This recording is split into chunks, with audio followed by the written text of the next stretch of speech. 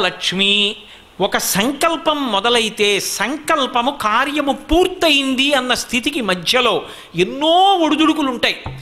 ఒక సభ నిర్వహించాలి అనుకున్నారనుకోండి, మొట్టమొదటి సంతోషం 3 రోజులు ఉపన్యాసాలు వస్తానన్నారు అని.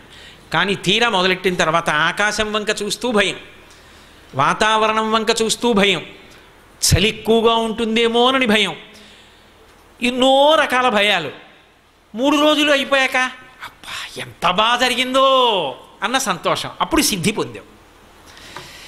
ఈ సిద్ధి వరకు వెళ్ళి ఆఖరణ అమ్మయ్యా అని ఇలా గుండెల మీద చెయ్యేసుకుని తేలికగా ఊపిరి తీయాలంటే ఆ వెనక సంకల్ప బలాన్ని శక్తిని ఇవ్వగలిగిన తల్లి ఎవరో ఆమె ఆ లక్ష్మియే. అది మొదట లేకుండా అసలు ఎలా నడుస్తావు ముందుకి జీవితంలో? నేను డాక్టర్ అవ్వాలండి, మంచిదే సంకల్పం. డాక్టర్ అవ్వడానికి నువ్వు లేచింది ఎప్పుడు, చదివింది ఎప్పుడు అనుకుంటే అవుతావా? డాక్టర్ అవ్వడానికి కావలసిన క్రమశిక్షణ నీకుందా? నేను ఒక గొప్ప విద్వాంసుణ్ణి కావాలండి, నువ్వు చదివింది ఎప్పుడు, చదవగలవా? ఇది కార్యసాధనకు కావలసినటువంటి విభూతిని ఆ తల్లి అనుగ్రహించి సంకల్పము కార్యముగా పూర్తయినది అని నిలబెట్టడానికి కావలసిన విభూతిని అనుగ్రహించగలిగిన తల్లి సిద్ధలక్ష్మి. మోక్షలక్ష్మి. మోక్షలక్ష్మి అంటే సాధారణంగా మోక్షం ఎక్కడ చెప్తాం? చిట్ట చివర చెప్తాం, ధర్మార్థ కామ మోక్షములు అంటాం. మరి రెండో లక్ష్మి మోక్షలక్ష్మి ఎందుకయింది అంటే, మోక్షము అంటే విడుదల. విడుదల యందు ఏమవుతుందో తెలుసా? పరమానందం ఉంటుంది, అది ఈ లోపల నుంచి ఉబుకుతుంది. నేను మీకు ఒక ఉదాహరణ చెప్పాలంటే, ఒక గొప్ప విగ్రహం చెక్కాలనుకున్నాడు ఒక ఆయన, గజలక్ష్మిని చెక్కాలనుకున్నాడు. దానికి తగిన రాయి దొరకాలి, వెతకాలా? అది ఎటువంటి రాయి అయి ఉండాలి? పొడారిపోకూడదు, కొన్ని వందల సంవత్సరములు నీటిలో నానిపోయిన రాయి అయి ఉండాలి. అటువంటి రాయి వెతికి మోకులు కట్టి నీరు తగ్గిపోయినప్పుడు వెతికి పట్టి తీసుకొచ్చి ఒడ్డుకు లాగారు. లాగిన తర్వాత అది పెద్ద శిల. మీరు ఎప్పుడైనా చూశారో లేదో శిల్పం చెక్కేటప్పుడు రాయి రాయి అంతా ఎక్కి కూర్చుంటారు శిల్పులు. కూర్చుని రకరకాలైనటువంటి ఆ పరిమాణంలో ఉన్నటువంటి ఉలులు పెట్టి సుత్తులు పెట్టి కొడతారు, పెచ్చులు ఊడిపోవడం మొదలెడుతుంది.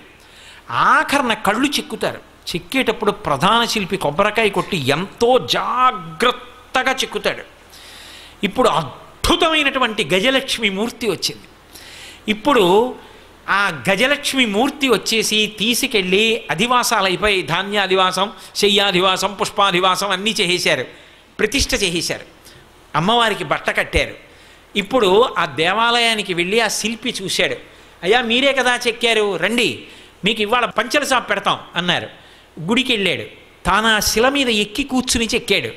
ఇప్పుడు ఇలా చూశాడు, ఇలా చూసి అబ్బా చాలు ఎంత బాగా వచ్చింది రామూర్తి అన్నాడు. సిద్ధలక్ష్మి కార్యం పూర్తయింది. ఇప్పుడు మీరు పిలిచి, ఏమయ్యా అంతా చాలా బాగా చెక్కావు కానీ కొంచెం జాగ్రత్తగా చూడు, ఈ కంటి చివర చిన్న కందిబద్దంత రాయి ఉబికి ఉండిపోయింది, ఒక్కసారి నిచ్చెనేస్తాం ఎక్కి కొట్టే ఉలితో అన్నారనుకోండి, చెంపలు వేసుకుని మహాపరాధం. ఆ తల్లికి అది అందామండి, తప్పు, అలా కొట్టకూడదు, ఎక్కడ కనపడుతోందండి అంటాడు. తప్ప కొట్టడి. అయిపోయింది, విడుదలైపోయాడు, విగ్రహం చెక్కడం నుంచి విడుదలైపోయాడు. మోక్షం అంటే విడుదల. ఇక దాన్ని ముట్టుకోడు, అది పూజకే తప్ప దాన్ని ఇక మళ్ళీ ఇంకా చేయడంలో ప్రక్రియ అన్న మాట ఉండదు. విడుదలైపోయాడు దాంట్లోంచి. విడుదలైపోయాడు అంటే ఇక దాన్ని గురించి మనసు ఆలోచిస్తే ఆనందము ఉద్భుతమవుతుంది తప్ప, ఎన్నాళ్ళు కష్టపడ్డాను రా, ఎంతమంది ఎన్ని పత్రికల్లో వస్తోంది దాని గురించి, ఎన్ని టీవీ ఛానల్స్ చూపిస్తున్నాయి, ఎంతమంది వచ్చి ఇంటర్వ్యూ తీసుకున్నారు, ఎలా చెక్కారు ఆ మూర్తిని ఎలా చెక్కారని. ఇప్పుడు విడుదలైపోయాడు, విడుదలైపోయి ఆనందం పొందుతున్నాడు. ఈ ఆనందం పొందాలంటే విడుదల కావాలి, అంటే ఇక దాని జోలికి వెళ్ళక్కర్లేదు. ఆ స్థితి నాకు కావాలి, నేను ఏ సంకల్పంతో మొదలుపెట్టినా ఆ స్థితికి ఎదగగలగాలి. అమ్మా నువ్వమ్మా చేయించావు, ఇలా నాతో ఎన్నో చేయించమ్మా అని నమస్కారం పెట్టి ఆనంద భాష్పాలతో వెళ్ళిపోవాలి. అది మోక్షలక్ష్మి. అందుకే సిద్ధలక్ష్మి, మోక్షలక్ష్మి, జయలక్ష్మి. జయలక్ష్మి అంటే ఈ సిద్ధలక్ష్మి మోక్షలక్ష్మి నీకు కావాలి అంటే జయలక్ష్మి ఒకటి కావాలి. ఏమిటి జయం? జయం ఎప్పుడు వస్తుంది? ఎదురొడ్డి నిలబడితే. ఎదురొడ్డి నిలబడిన వాడికి జయం అన్న మాట ఎక్కడుంది? ఎదురొడ్డి నిలబడినప్పుడు క్లేశం కలుగుతుంది, ఓ కష్టం వస్తుంది.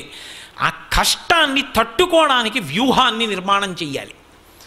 నేను అంటున్న మాటలు మీరు చాలా జాగ్రత్తగా పట్టుకోవలసిమండి. అకస్మాత్తుగా రాత్రికి రాత్రి కోట చుట్టూ శత్రు సైన్యం మోహరించింది.